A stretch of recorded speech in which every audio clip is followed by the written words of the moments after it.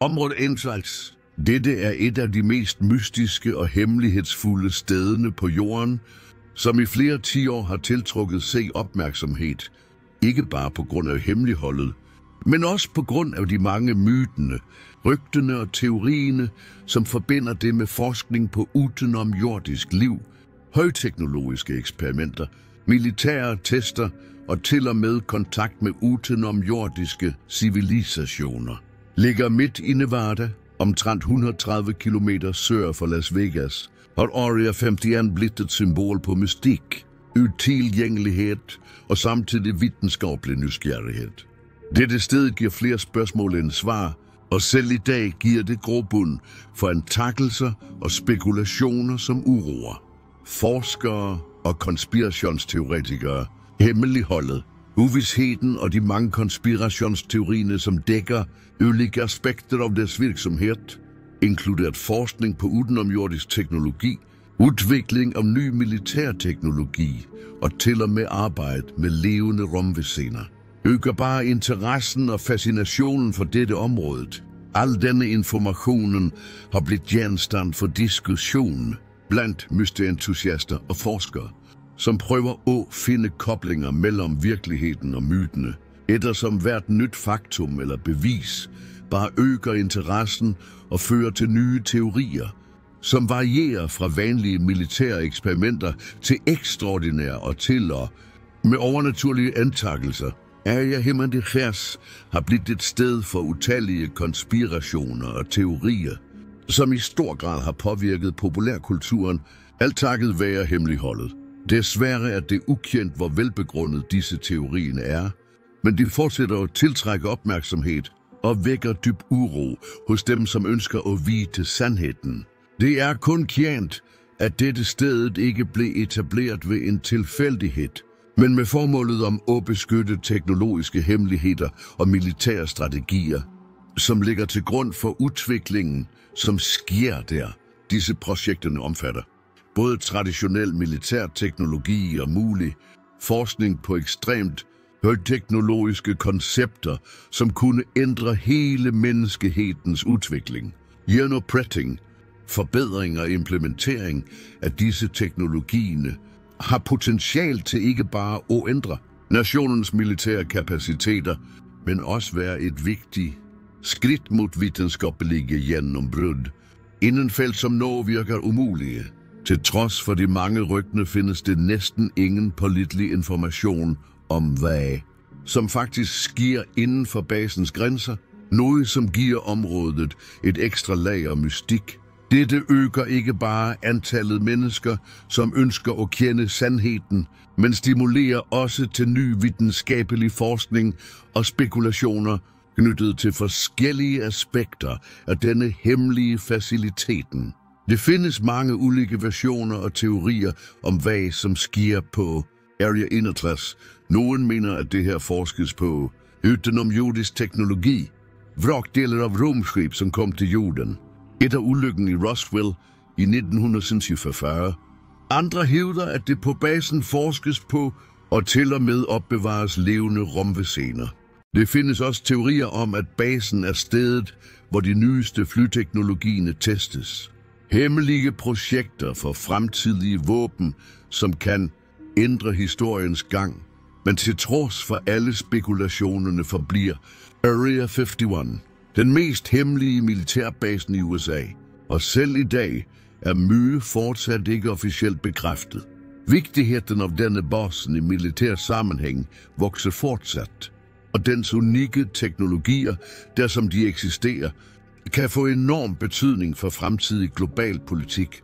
Det findes også vidnesbyrd, som peger på, at eksperimenterne på Area 51 ikke bare kunne have skabt nye våbentyper, men også revolutionerende teknologier inden transport, energi og medicin, som kunne ændre hele den teknologiske udviklingen på planeten. Men så længe denne forskning forbliver hemmeligstemplet, kan vi bare bygge hypoteser baseret på begrænset information, som nogle gange kommer fra ulike kilder.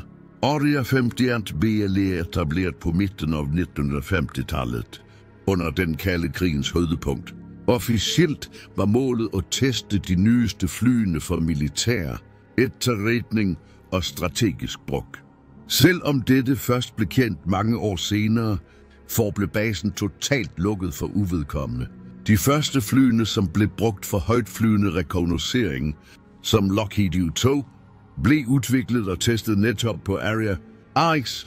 Teknologien, som blev udviklet her, ændrede luftfartens udvikling og blev vigtige elementer i strategisk planlægning på internationalt niveau. Disse flyene, som kunne opnå rekordhastigheder og operere under høj risiko, blev en vigtig del af USA's nationale sikkerhed, og derfor var hemmeligholdet rundt disse projekterne afgørende. Teknologiske fremskridt opnået under testene styrket USA's militære potentiale betydeligt og gjorde det muligt at opretholde overtaget over andre stater, inkluderet Sovjetunionen.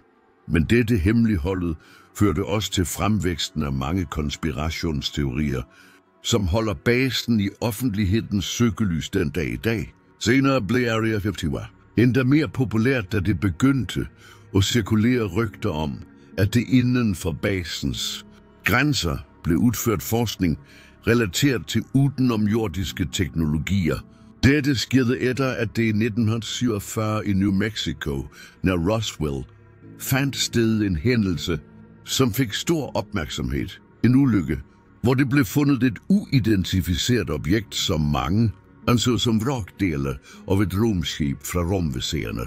Det findes en opfattning om, at netop efter denne hændelsen blev deler af dette skibet og kroppen til en udenomjordisk skabning bragt til Area 51, og at forskning blev igangsat med tanke på muligheden for at bruge udenomjordisk teknologi for at forbedre militært udstyr. Mange mener, at denne forskning kan have fremskyndet teknologiens udvikling på jorden betragteligt og kanskje til og med ændret historiens gang. Faktisk, der som slike teknologier eksisterede, kunne deres brug have ført til alvorlige videnskabelige og teknologiske gennembrud, som ville have forandret magtbalancen på planeten.